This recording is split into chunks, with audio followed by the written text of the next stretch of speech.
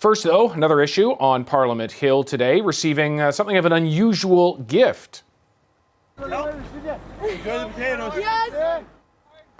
Yep, bag of potatoes there from P.E.I. Truck rolled into Ottawa to raise awareness of the plight of the province's potato industry. Canada suspended exports of fresh P.E.I. potatoes to the U.S. last month after discovery of the potato wart virus. Canada claims the U.S. would have taken its own action, and action that's harder to undo if Canada didn't make a move first. Agriculture Minister Marie-Claude Bibeau says a resolution is a top priority. We definitely have to pursue the scientific discussion with the U.S., and we are doing so. And our objective is to reassure them as quickly as possible, because our fresh potatoes are definitely safe for everyone. Dennis King is the Premier of Prince Edward Island, and he is in Ottawa. Premier King, very good to have you on the program. You've now met with the U.S. Ambassador, the new U.S. Ambassador to Canada, as well as Ministers Bibeau and Macaulay. What assurances have you got out of all those meetings when it comes to potatoes? Well, I guess the only assurance we have from all sides is that everybody is working diligently to try to get to a resolution as quickly as possible. But I think we came here hoping to keep it top of mind in both Washington and Ottawa. I think we've succeeded with that, but unfortunately we don't seem like we're any closer to getting a quick resolution, which what the P.E.I. potato industry and the province of P.E.I.'s economy really needs. So we understand from Minister Bibeau's office that in order to resume trade, the United States wants to see that full CFIA, Canadian Food Inspection Agency, report its full investigation. Do you have a sense of the timeline on that, and does that at least give you some assurance that there is a threshold that needs to be met? Well, I think what's starting to give us a little flicker of hope is that we now have something that we can work toward, which might be a finish line, so to speak. We're very, very also enthusiastic to deal with the science aspect of this, because we've been saying from the very beginning that we're on the right side of this science. Prince Edward Island is the gold standard when it comes to pest management in the potato industry, and we really want science to dictate the day here. So we're somewhat encouraged by that, but we really would like everybody to be working at a much faster pace, because each day as it passes, David, we have potatoes that are going to have to be destroyed, and that's going to cost a lot of money, and it's going to cause a lot of hardship in our farming families in P.E.I.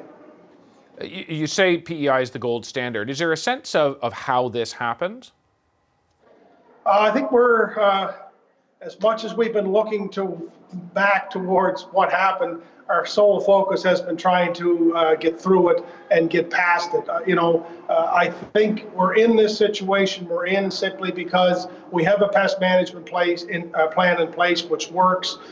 When we've identified there was a situation in a couple of processing fields in Prince Edward Island, we reported it. We went through the proper procedures like we would always do, as we have always done. And we certainly don't feel this is any different than what we've been living with for the past 21 years.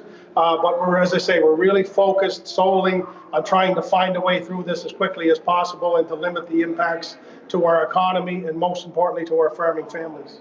Because if I understand through the Ag Minister's office, to get to the finish line, the Americans want to understand what was at the starting line, what transpired, just how wide this could potentially be, and having a better understanding of that through a CFIA investigation. So is there a timeline that you see at this point that at least gives some hope to those farmers in your province? Well, I don't have a definitive answer on what the timeline is. I have reassurances from all sides that it's top of mind and that we want to work toward as quick a solution as we can. I don't feel that we're working at this as fast as we need for our farming families and for our province from our perspective. But, we have been reaching out from the beginning. We tried to hire more people in place of those lack of employees that CFIA had to collect soil samples, for example. So that, process is rolling out a little bit more quickly now, but as I say, it can never be quick enough. And what we really need here is for science to rule the day, for people to look at the science, that P.E.I. is the gold standard. The quality of potatoes is the best it's ever been in Prince Edward Island, certainly in the last 40-some years. And there's absolutely no reason these table stock potatoes shouldn't be on the shelves in the United States immediately. If you're not satisfied by the speed that this is going at, who is failing you? Who's not going fast enough? I don't know. Look, I have absolutely no doubt that our federal partners here are working diligently through a process. We also have to be understanding that we do have a federal inspection agency which is independent, and that's going to take some time. And we're also aware that our trading partner in the United States is and can be and has been in the past a difficult trading partner by times when it comes to these issues. So I don't know if there's a finger to be pointed directly at anybody, but if there's a solution here, I think it's that let's put the foolishness aside, let's get to work, let's science dictate the day, and let's get these island potatoes onto the shelves in the United States where they should be and where they really need to be. You've announced a $10 million fund to help farmers. What exactly will that go towards?